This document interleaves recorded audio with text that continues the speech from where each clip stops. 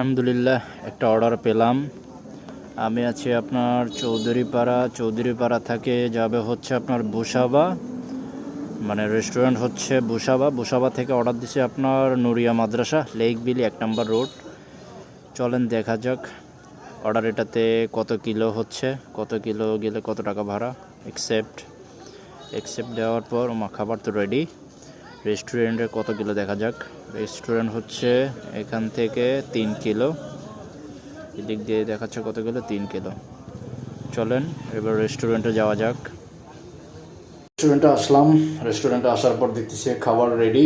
আমরা এখন pick up দেবো। পিক আপ দেওয়ার পর পিক আপ হচ্ছে না, নেট প্রবলেম।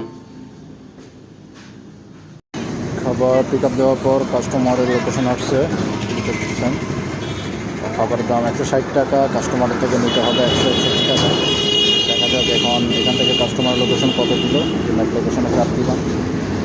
নেট লোকেশনে দেখাচ্ছে যে এখান থেকে 5 কিলো, তাহলে ওইদিকে আপনার 3 কিলো আর 5 কিলো 8 কিলোতে আমাকে ফুডপান্ডা কোম্পানি ভাড়া দিল কত, আপনার 88 টাকা।